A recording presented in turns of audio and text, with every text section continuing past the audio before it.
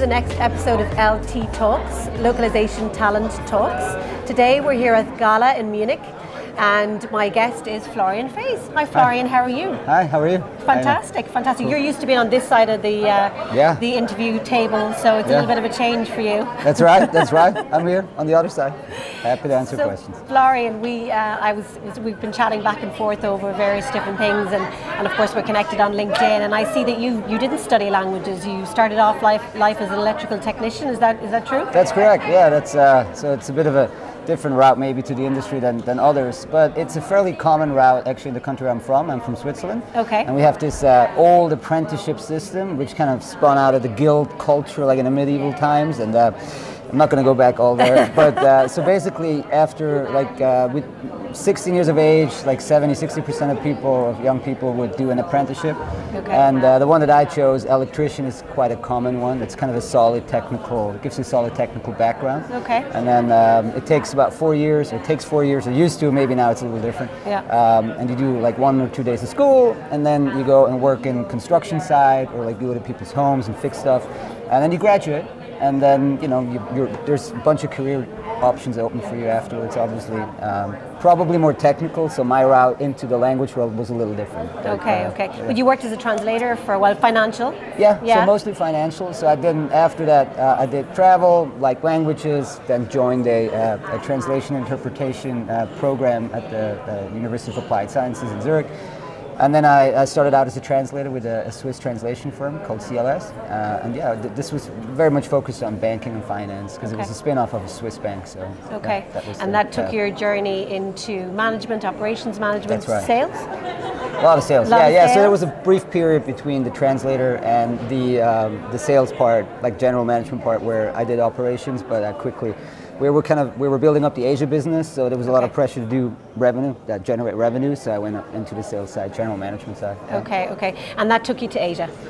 I know the translator gig took me to Asia. Took you to Asia, yeah, and then like I was fascinated by the whole speed of the business. I'm like, I like translating, but I like the other part as well. So I moved over there. And one of the purposes of these conversations really is to show that this industry, which is largely unseen to the people that don't work in the industry, that's not known.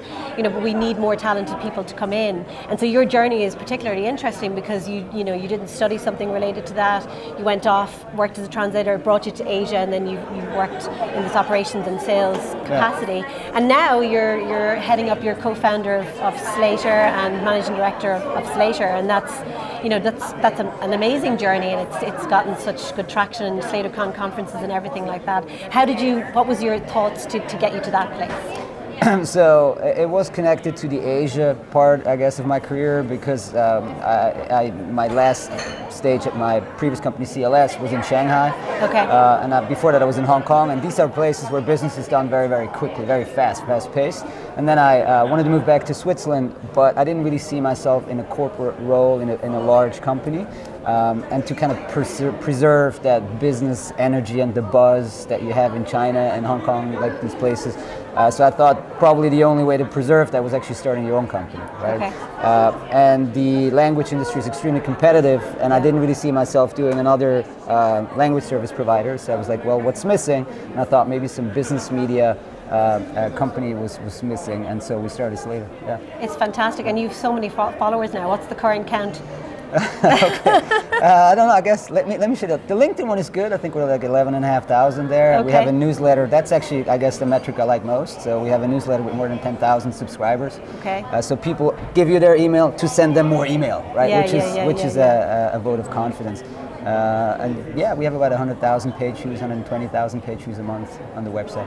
Fantastic. And I mean, one of the things that's so, I mean, I get the newsletter as well, and it's lovely to see all the announcements about all the hires in the industry, and it's quite impartial, which is fantastic. So it's good quality news. Thank you. It's a good thing. So what brought you to that idea? I mean, you saw a gap in the market. Yeah. Pretty much. I mean, I was going to a lot of conferences, not translation conferences in Asia, but like finance, life sciences, legal, and all these industries, because I was selling into these industries for translation companies. So you were listening. So all of these industries had a business media channel, like Finance Asia or Asia Legal Business, and I'm like, well, we don't really have this for the industry that I'm actually working in, the translation and language services business. I'm like, well, and then did my research and I found really there isn't anything. Yeah. There's consulting and conferences, but not this particular niche. So it was an opening.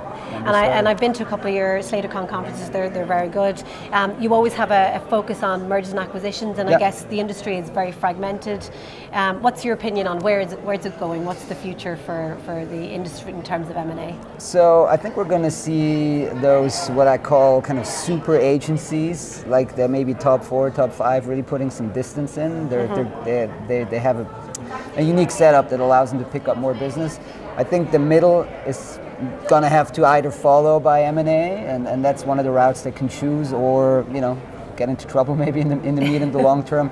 And then there's going to be a lot of activity on the M&A side also among the smaller mid-tier players, because I think they need to put in a lot of investment in technology. So I think M&A is going to be as busy as always. Set to continue. So this is a good place for people to come for a career, whether they have a language background or not. There's all sorts of positions for people, as we can see with your career here. So I guess the message is, come join us in the localization industry. It's a great place to be. We've wonderful careers. Thank you so much, Florian, for joining us today. You've been watching LT Talks, Localization Talent Talks. My name is Annette Lawler. Thanks for watching.